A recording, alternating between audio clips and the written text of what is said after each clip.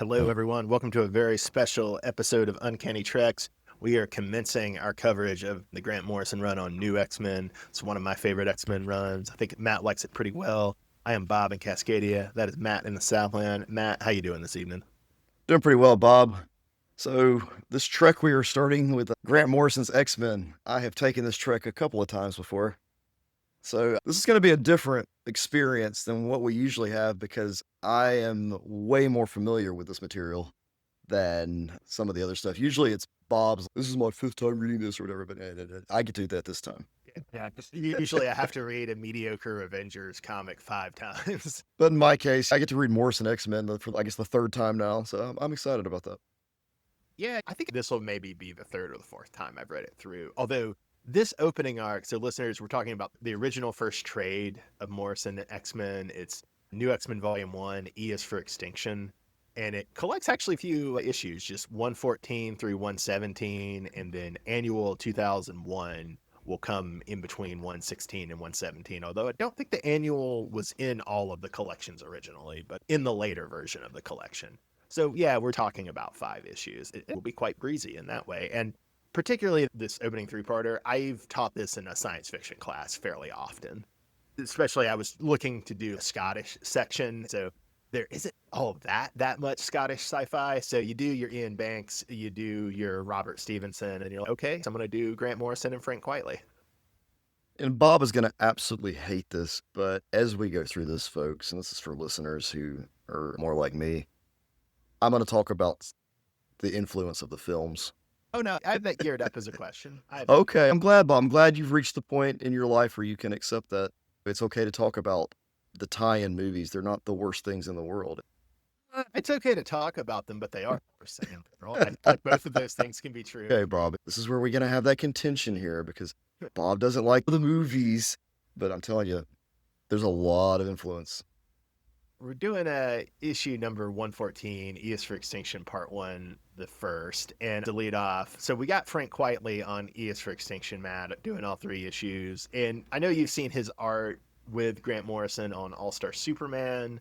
And also, if you'll think back to the first 3 issues of Grant Morrison's Batman and Robin, where it's Dick as Batman and Damian as Robin. Right. He did the opening 3 issues of that. Thinking back, if you had to make an overall claim, do you prefer Quitely's collaboration with Morrison here, or on All-Star Superman, or on those first 3 issues of Batman and Robin? Oh my gosh, Bob. All-Star Superman is God tier comic, so I can't not say that All-Star Superman. Yeah, that's how I feel too. But I thought we should ask, though. You're asking that, yeah, it's All-Star Superman. If you have not read All-Star Superman, folks, pick it up. Do it. Well, and it is one of those things that's a little bit cheating, right? Because All-Star Superman is a 12-issue series that, if I recall right, took about 2 years to come out, right? Whereas Quitely, I don't think, can keep the pace of a monthly comic for very long. So Morrison has this long run on X-Men and a fairly long run. I think it's about 15, 18 issues on Batman and Robin. And so you have to get a lot of other artists for this X-Men run and a lot of other artists for that Batman and Robin run. And as we'll see with this X-Men run, some of those artists are quite good and some of them are not quite so good. As you go through, you will see that the artwork changes a lot. And it does detract somewhat from the story at times, but it's still great comics. And Matt makes a good point that even when it's not a quality issue, sometimes there's a tonal issue with the art. So, Bob, before we even get started, opening the issue, let's just talk about the cover for a moment. Because you're introducing us to a new team of X-Men. And you have your 5 members here, plus Professor X. You've got Beast, Jean Grey, Cyclops. 3 members who were on the original team, old school. Then you've got Wolverine, then the White Queen, Emma Frost. Although she won't be on the team in this first issue. Right. And of course, you've got Professor X leading it. I'm glad he went with 5 members. I like that. Makes it simpler. I'm glad he went with a mix of 3 original team members and Wolverine, of course, because you have to have Wolverine. Then Emma Frost she's introduced here as something way more interesting than what we've seen before.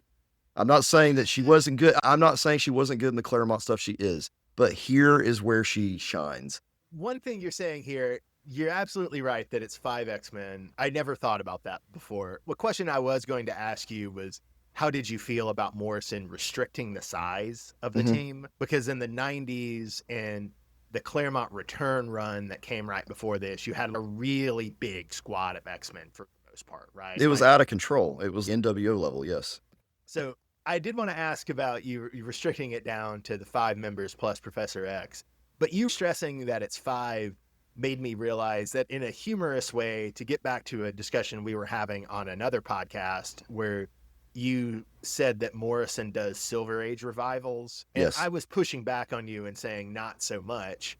But looking at this cover and thinking about, oh, it is 5 X-Men, actually, can you see how this is almost exactly analogs to the original 5 X-Men? It really does, because Emma Frost becomes the newest member the same way Marvel World does. Then also, this is jumping ahead, listeners, but what's Emma Frost's secondary mutation in this? She gets really hard. Yeah, and she looks very similar to Iceman, right? Oh, snap, Bob. I didn't think about that. I didn't think about it until you really were stressing these. So really, the only person we're missing is Angel. You think Wolverine. about what narrative role does Wolverine fulfill that Angel also fulfills in the original Silver Age? Oh, What do Wolverine and Angel have in common about Jean Grey? the triangle. Yeah, I didn't think about the Emma Frost as the new induction being like Jean Grey as the new induction in the Silver Age, but you're right about that too. This is insane. Wow, Bob. I want to go point this out too, Bob. On the cover as well, they have brand new costumes. And these costumes were a big deal back then. I don't know why. Apparently, going from the spandex look was not okay. They wanted to have these streamlined leather black stuff that they looks like the movie look to some degree. To your point about the 5, it also, granted, it looks better than the original 5 Silver Age costumes, but with the fact that their uniforms and the prominentness of the yellow and black, it also does echo the Silver Age costumes. It's got that team look to it. As opposed to having I think one of the reasons these costumes were controversial is that Morrison is trying to write the X-Men less as superheroes and more as almost a nonprofit rescue squad, or more as the representatives for all mutants, right? Yeah, like getting away from the individualized spandex costumes of the 90s in a way shows the book is trying to evolve what the X-Men are and to make them pretty different from superheroes. Granted, people were insane about these costumes back in the day, but in some way, I get why they're reacting so negatively, right? Because they're reacting to a total shift in what the book was. Does that make sense? completely, because the characters lose some of the distinction without having their familiar costumes. Because some of those characters have had those costumes for a long time. And look at Wolverine. The yellow-black look he had all throughout the 80s and early 90s. Here he's got, now he's wearing a leather jacket. Maybe we would have been off this already, but this is also the era, especially where Wolverine looks like Hugh Jackman. He's short, he is sexy. I don't know if the 90s was constant with this, but even in the early 90s, I remember Wolverine was a gross dwarf, right? Our fan cast for Wolverine was Danny DeVito, folks. I don't know where this Hugh Jackman came from, but it worked. Hugh Jackman's our Wolverine now forever and ever, probably. He'll be doing it till he's dead. Should we go ahead to the opening page? Sure, Bob. I do love this opening page for New X-Men 114, both because on the one hand, it's a cool epic image of Cyclops zapping a Sentinel head and Wolverine riding the back of the decapitated Sentinel as it collapses. It's a cool superhero image. They're in Sydney. You can see the Opera House in the background. But on the other hand, there's also a sense that Wolverine and Cyclops are bored. Especially Cyclops' body posture is relaxed. And the first thing he says to Wolverine is, "You can stop doing that now," which could implicitly also be Morrison talking. That's a good point. We're looking at it, and anyone who looked at this page is, okay, Sentinel, X-Men, status quo, doing what they usually do. The X-Men have the Sentinels under control, and the irony of this opening arc is that they don't have them under control at all. So when did you first read this, Matt? Oh, man. It would have been probably in the 2010s, somewhere in there. I reread it maybe 2 years ago when I went through all the X-Men for a while, from the 2000s up. Just trying to get caught up to Krakoa. That's when I paid very close attention. I was more aware of what Morrison was doing, whereas the first time I read through it, it was more just for entertainment. This is more like I've already been exposed to other Morrison work, so it's okay. Now I know what I'm looking for. Yeah. I'm seeing it with a different lens.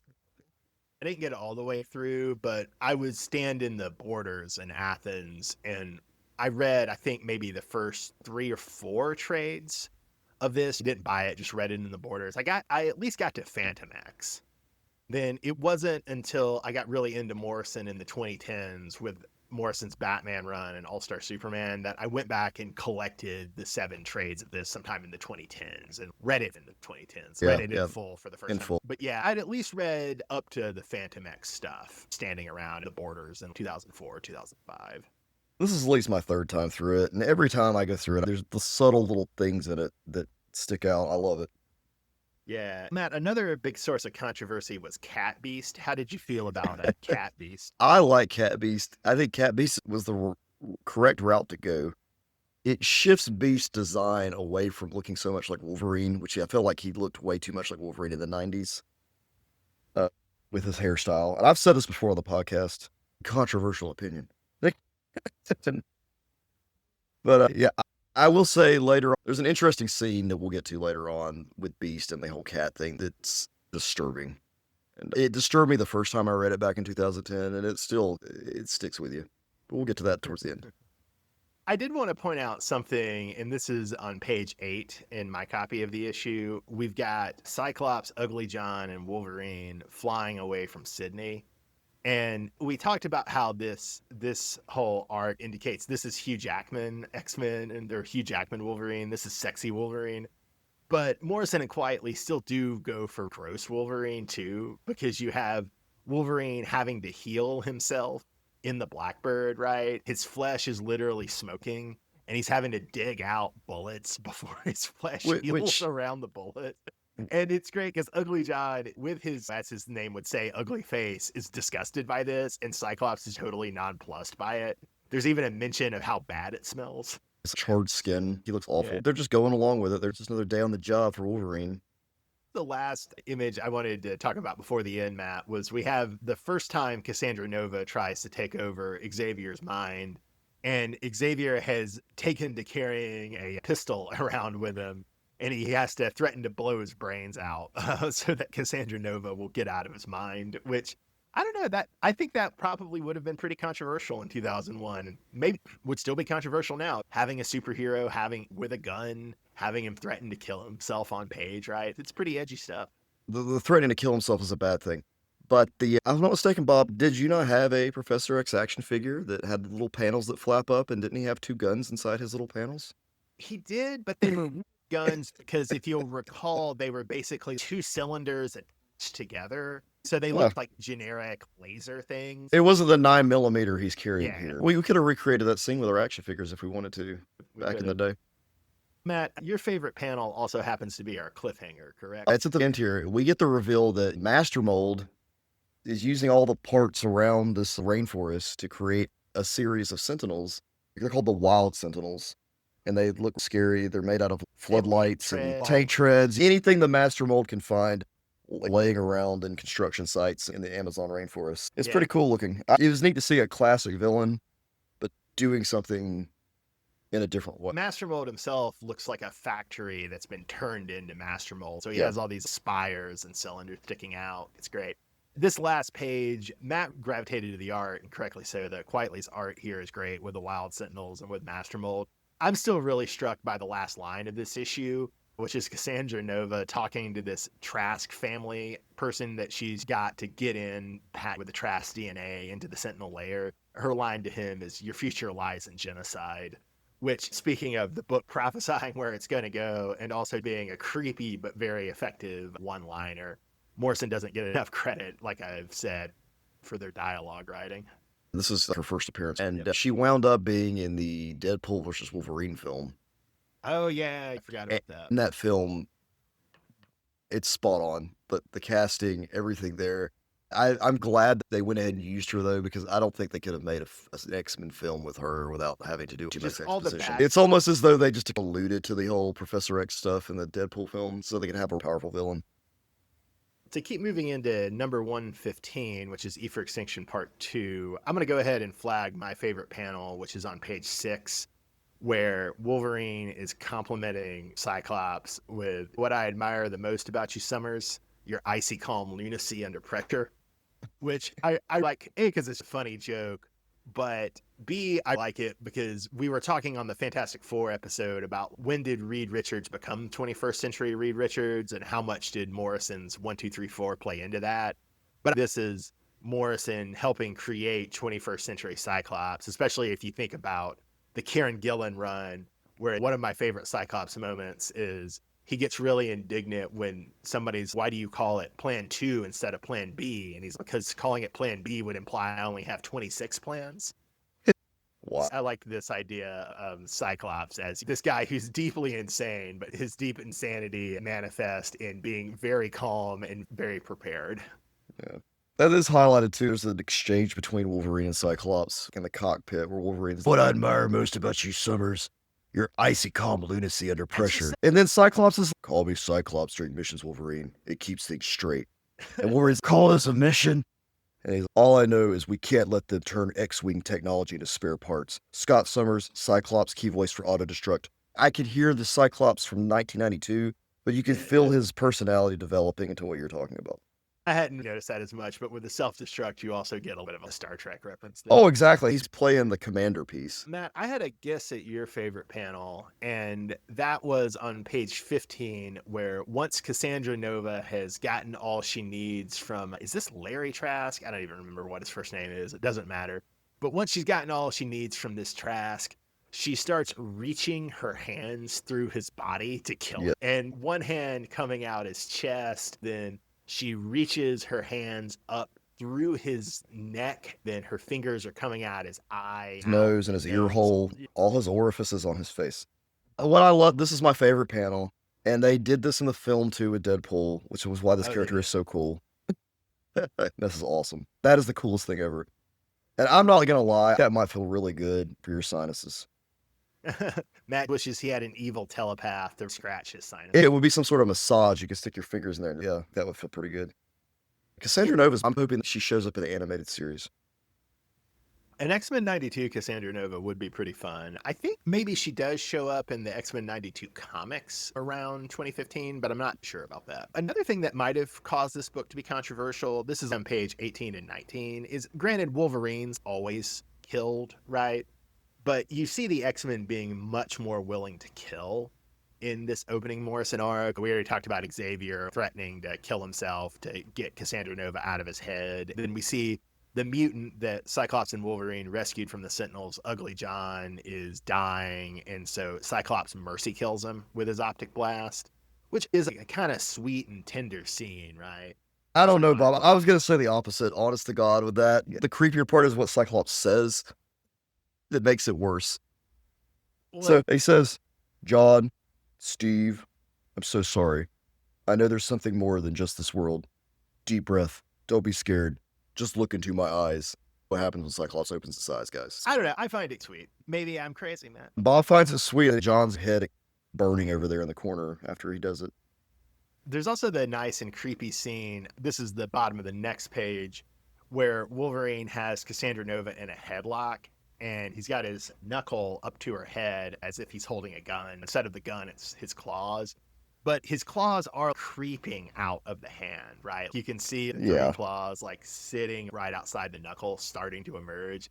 And it looks gross and cool. I like that image. I don't know if it made you queasy, Matt. It did not make me queasy. The whole interaction here is a sign that this X-Men is meant to be harder than what we've seen in previous. And that's going to escalate because in the next page, we have the Genosha genocide. And that's also the ultraviolence we're going to see in the final part of the issue is in response to this mass killing of mutants on Genosha. And this Genosha genocide is what the season of X-Men 97 was focused on. You had this whole Genosha being destroyed was what we're going to see in the next issue. Aftermath is what we also saw in X-Men 97. Then we have Emma Frost as a teacher on the island of Genosha. And I did want to ask, Matt, if you've been reading this in 2001, would you have thought that Emma Frost was dead? I honestly, Bob, probably wouldn't have known who Emma Frost was. I just would remember her from Dark Phoenix Saga. That's my only real reference of her, was that she was in the Dark Phoenix Saga working with Sebastian Shaw. Because of that, because you didn't associate much with her, I could see you in 2001, 2002 thinking she was dead. I think what happened was the way we read X-Men we didn't get that much Emma Frost until the 21st century. For people who were reading in the 80s, Emma Frost was a pretty prominent anti-hero because she was running the rival school with the Hellions, who were the rival team to the New Mutants. So she was Okay. a villain, but not fully a villain. That was the origin of Emma as a teacher. Then you didn't read much of this series, and I only read a couple of issues because I could only get a couple of issues. But in the 90s, Emma's one of the two teachers slash leaders of Generation X. Oh, Right. yeah. I completely forgot about Generation X, Bob. Because you didn't read much of that. I only read a little more than you, but that was always more in my mind. They had that TV movie too, Oh, Generation yeah, X. yeah, failed So, pilot. another mutant. I always felt Psylocke was meant to be the triangle in the 90s. As far as I know, the Emma Scott Jean triangle starts in the Morrison run. As far as I know, I don't think there's any indication of that Oh, earlier, no. even though we saw it be teased in the Grand Design comic we looked at a couple of weeks ago. And you're absolutely right that in the early 90s, the love triangle, it's Scott, Jean, and Betsy. So with 116, Matt, what's your favorite panel? We open up, Bob, with a really cool panel of Beast, and he's on Genosha. He's found the skeletal remains, and he's holding them as though he's doing Shakespeare Hamlet, looking at it. He makes some Yeah. gallows humor, though. I think this is interesting because this is the inverse of our reaction to the Cyclops euthanasia thing, where I find that sweet and you find that creepy. Whereas here, I think you find this funny and I find this creepy. I mean, they're already dead, and Beast didn't kill him. Cyclops is the one that... Look into my eyes. We have Emma emerge on page 5, and we find out about her secondary mutation, which triggered when Genosha was destroyed, which I've had mixed opinions about the secondary mutations and Emma's diamond formed in general, but you do have to admit that it's handled well on this page with how she's still holding on to this young mutant, even though she's been long dead, and she's delirious from having survived the explosion and been in diamond form for days. It's handled well. If my memory serves me well, Bob, Morrison is relatively subtle with secondary mutations throughout the whole run. It doesn't become this overly done thing. The secondary mutations, they're interesting for the most part. They do add something to the character. Beast's cat form is also meant to be one, correct? It definitely is. Morrison was trying to open something that writers and other X-Men books at the times could have done if they had. Right. They could have taken it to another level. It is interesting, too, that Morrison, and this is earlier in these issues, has Beast talk about that there's been a mutant baby boom in the sense that, X-Men are the next stage of human evolution, that there's going to be a lot more mutants. And it's interesting, and we'll see this as we keep going in early aughts X-Men comics. But we'll see how quickly Marvel editorial shuts that down with House of M and Wanda saying no more mutants, right? Morrison opens up this way that the X-Men could have gone. Then Marvel editorial was just like, yeah, let's not do that. Matt, I did want to flag my favorite Emma Frost page, which is on page 9, where we have Emma Frost making fun of the X-Men's no killing rule, saying that she doesn't want to contribute to X-liberalism. She doesn't want the flag for X-liberalism. Jean replies with, "What makes you such a bitch, Emma?" And Emma replies, "Breeding, darling. Top class breeding." And then she's, "Now I'm going to go have myself appraised." Her diamond form is not attractive with the way Oh, it yeah, quietly draws very, her. it's Isn't if a human could turn into diamonds, it would be creepy. She wears it better than Jack of Diamonds from the Silver Age. that's true. How could you forget about your favorite X-Men antagonist, Jack of Diamonds? There's one Morrison could pull for the next time. Bob, Yeah. we're introduced to the bug room. What do you think about the bug room? The bug room's wild. I do like that Scott, delirious in the bug room, is trying to communicate with Jean about what he's learned from the bug room. Is it Lynchian? It's very Lynchian. I didn't think about that, but yeah, it's very Lynchian. That's one thing that drew me in. I remember reading this, and every time I got to the bug room part, I'd be like, what was he doing there? It made me want to know more.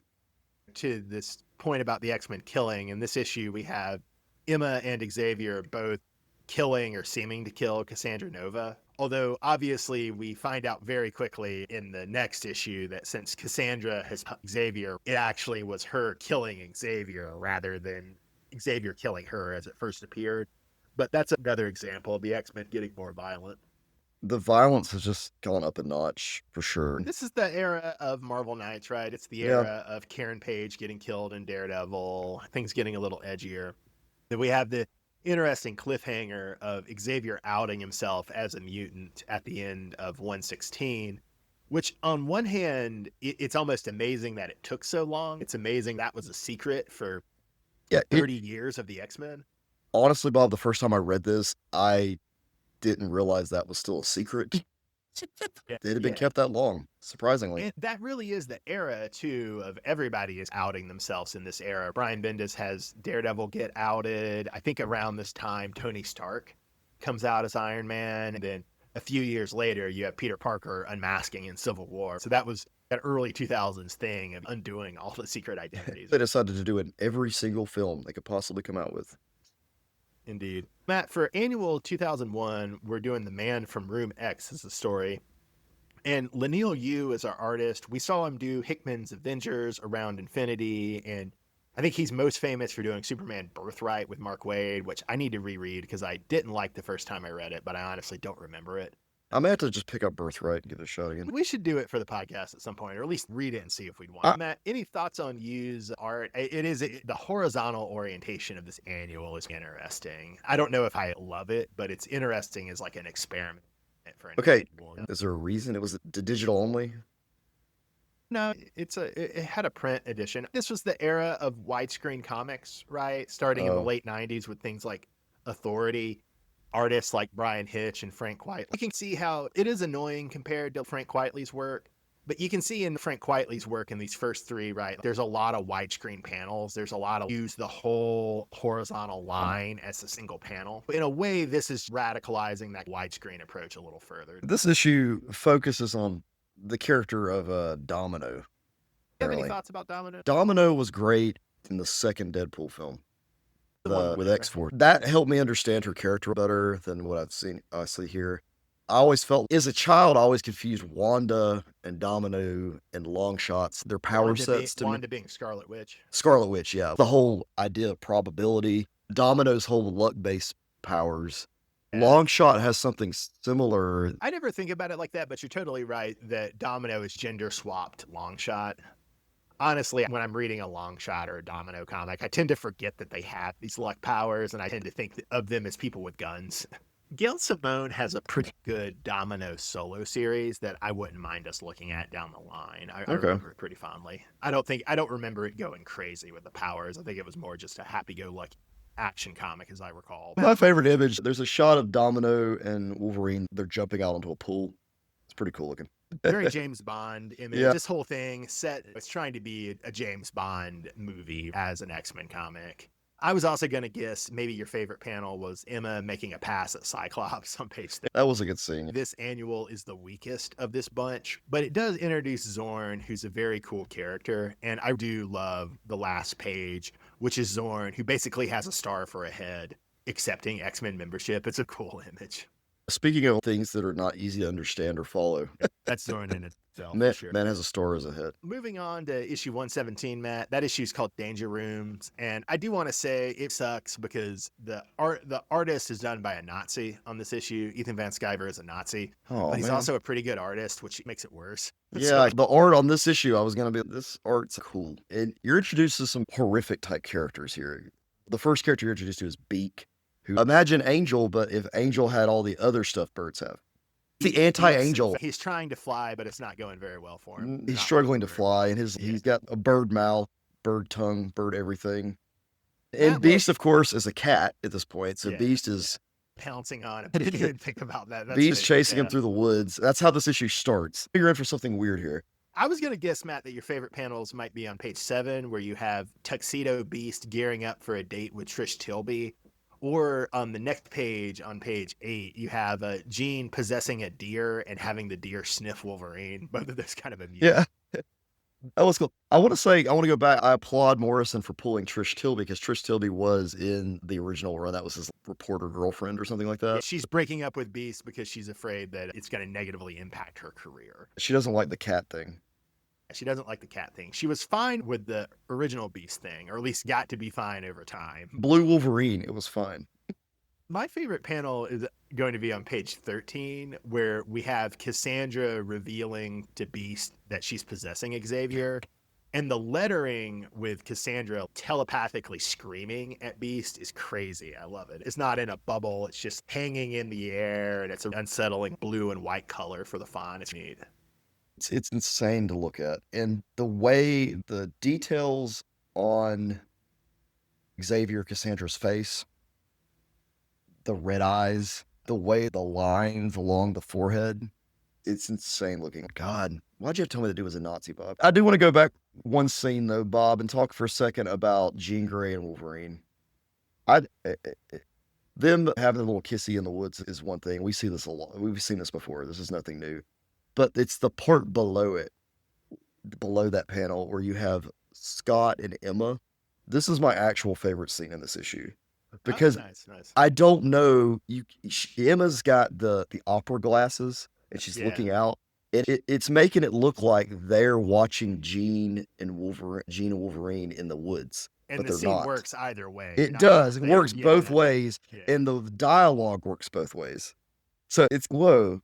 Do they know or don't they? What's going on there? Because they're talking about the ship descending that's going to arrive at the end, and you can sort of see the light from it in the top of the panel, but it also could work and make sense that they're talking about Wolverine. Scott beginning to the start of him getting cooked right here. After we finish the Morrison X-Men, we're going to look at like the Joe Casey X-Men that was coming out at the same time, which does even more with the Jean and Logan stuff.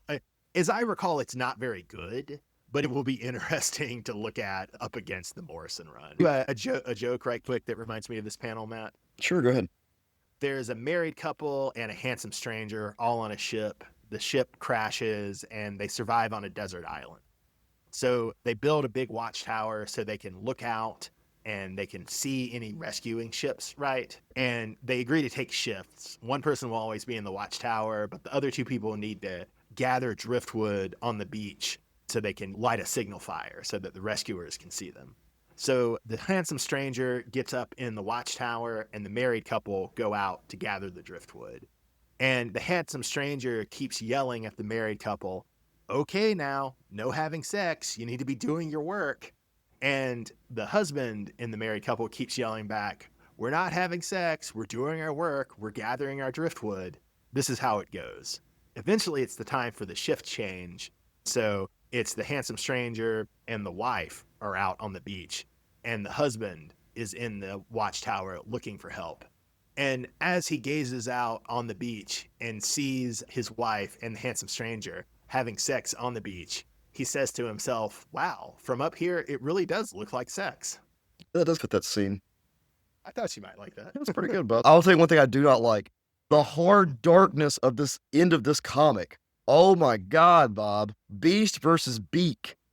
Beak going sting on Beast with a bat, man. It's brutal. It starts off with Cassandra Nova talking to Beast about his litter box, which that to me was a little icky. It's weird. Then she has this really dark conversation about Beast being an animal and needing to take his PhD and throw it in the kitty litter box. And you watch him being controlled by her, and it's scary. The way that Beak is viewing it, it looks like Beast is coming after Cassandra, so Beak goes after Beast and starts hitting him with a baseball bat. And he beats the shit out of Beast. Then Cassandra takes control of Beak. It starts continuing the attack to where it's 3 pages of Beak beating down on Beast while Cassandra badmouths the Beast the whole time. It's awful. I feel so bad for Beast at the end of this. It's a really brutal scene. Do I think Kelsey Grammer could have pulled it off in the film, Bob? No. I guess that's another important question, Matt. Do you think Kelsey Grammer could have pulled off Cat Beast in general? Probably not, no. I would have gone with the other guy, the one from First Class. Yeah, he's got some... Matt, we have our cliffhanger for our next volume, which I believe is called Imperial, and that's the Shi'ar ship is arriving for Nova, and it's going to take Nova, posing as Xavier, into the Shi'ar Empire.